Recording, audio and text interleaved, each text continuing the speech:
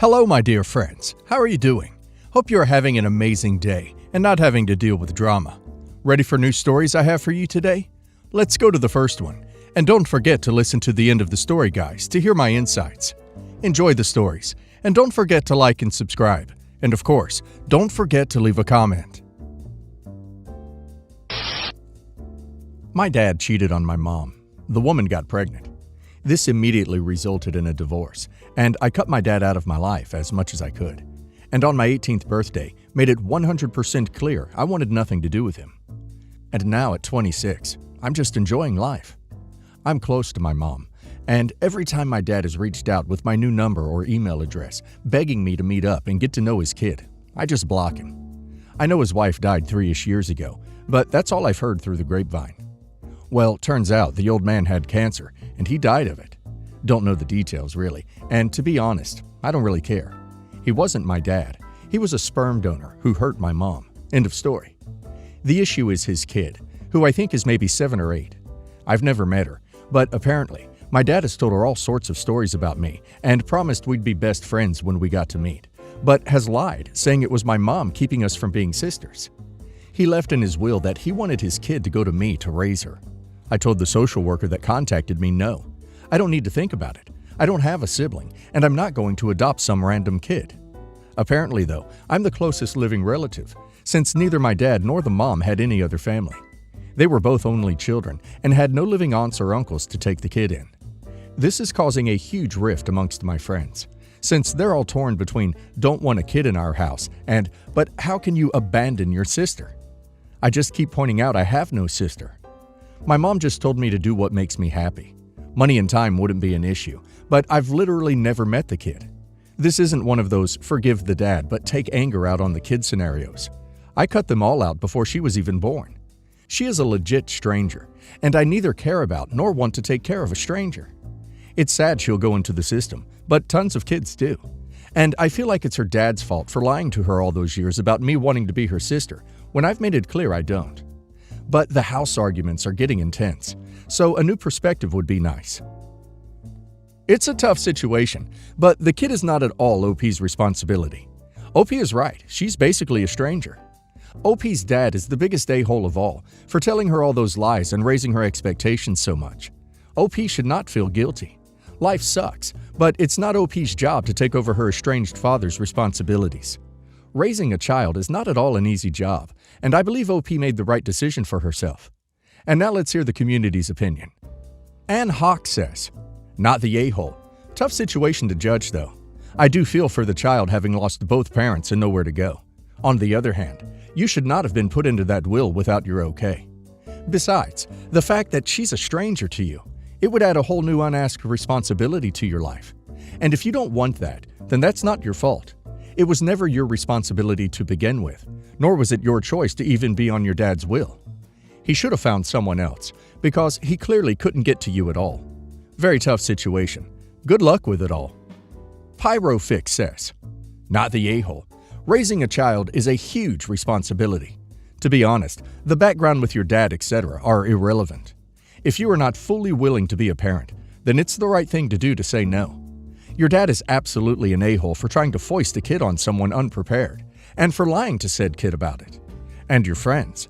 They should look into fostering and adoption in general if they feel so strongly about it. The system could use more good, dedicated foster parents.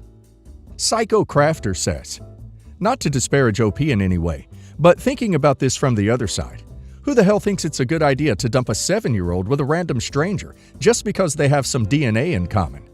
OP could be a horrible, terrible person who would cause untold damage to the child. But because they're related, that'll be fine? No offense intended, OP. Besides that, you're not responsible for your sperm donor's actions. He should have thought about his daughter's future when you made it clear you didn't want any contact with him. Not the a-hole. Buckle up. I'm sorry this is so long. I, 31 female, have been married to my husband, 35 male, for 10 years.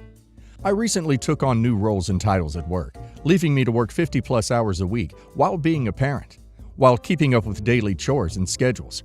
We are running all the time. We only eat out once a month as a treat, so I try to cook every night for my kids. I've lost myself in trying to keep up with everyone else in the household. I promise that's an important note. For the last 10 days, I've been sick, fevers, swollen throat, lymph nodes, and canker sores that have overruled my mouth.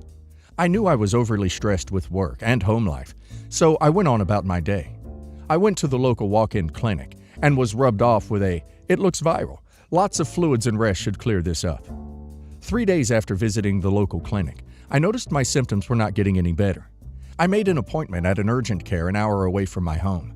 Before I left, I told my husband, "I'm going to blank," because I don't feel like they understood my symptoms and treated me well at the local walk-in. He gave me a hesitant look and said, "Okay," as I walked out of the door. I got to the hospital where I was receiving care for my symptoms and called my husband to let him know what was going on. While I was hooked up to an IV, he cut me off on our FaceTime call and said, "So who's there with you?" Confused, I looked around and showed him the room. I reassured him that no one else was there and I was not going to play his little games, as he does sometimes to make me laugh. He ended up hanging up after that. I was given my medical evaluation, something along the lines of having a viral infection that exploded into leaving my mouth full of canker sores. I was and am in so much pain. They advised me that it was completely okay and didn't mean anything negative. It just meant that I had been so stressed and wasn't given the proper treatment at the local hospital. While waiting to be discharged, I was ordering my husband's favorite restaurant food to come home with. Knowing he had been taking care of my kids and myself for the last 5 days, I wanted to do something nice for him. I called to let him know that I was on my way home, and I just had one more quick stop after my medications were ready. He blew up. He asked what I was doing at said restaurant because he saw the charges on the bank account. He started accusing me of going out of town to see someone else and made the comments, "I know you didn't drive up there just to go to the hospital, and I saw the charges at blank, so if you were that sick, you wouldn't have been there." At this point, I'm fuming. I don't get it. After an hour drive back home, I dropped his favorite food off on the counter and said, "That's why I went there. Do you know how crappy it was to have your husband not believe you when you're hooked to an IV?" I started to tear up. My heart was broken. He profusely apologized and said, "I never want to lose you." I walked away. As I'm putting my medication away from the doctor, he reads the label. Contains the word herpes on the label. He started fuming again. He said, "Can you imagine? I have to go back to work on Sunday and tell them my wife was sick and found out she has herpes?" I explained to him that I did not in fact have herpes, but canker sores were treated in the same family for how bad mine was. Without hesitation, he responded and said, "That makes you sound like such a W." After everything I do to stay afloat, I felt this jab deep in my chest. I barely have time to catch my breath, let alone look the other way. I've packed a bag, and I'm headed to my parents. So Reddit, am I the a-hole? He's jumping at every opportunity to accuse OP of sleeping around and making it crystal clear that he does not trust her, while OP is so sick that she had to be hooked up to an IV. People who act like this are either extremely insecure or projecting their own guilt, or both. Jimathist says, "It's not just the calling you that, it's so much bigger. His lack of trust, his ignorance, the 'love you so much I don't want to lose you' controlling sentence, not supportive of you when hooked to an IV, worrying about his reputation with people who are irrelevant. He does not sound like a catch. Also, looking after my kids, yours, or his too, because if it's both of yours, he is parenting, not babysitting, and you don't owe him gratitude. Your battery is utterly empty, and your body is warning you. You don't need this crap." Cool says, "Not the a-hole. You should absolutely go to your parents' house. You need rest and TLC. Your husband's reactions were alarmingly insensitive and disproportionate to what was happening. Please focus on you for the next few days, and remember, no matter what, you will be happy and feel peace again one day." Winterfront 1431 says, "Yeah, it wasn't just the fact he called you that. It was everything in between. Does he do that a lot when you're not with him or your children? Accuse you of getting up to no good? Yeah, honey, that's probably his guilty conscience. But he is a controlling piece of crap. I wouldn't even bother trying to save this marriage and just walk away. My ex was the same. I had one day out with a friend of mine for lunch and drinks, for the first time in 8 years after having children, and got called every name under the sun as he heard a male voice. Yeah, we're in a public setting. There are men here. It's not cute when they say, 'I don't want to lose you, I love you.' It's controlling and aggressive."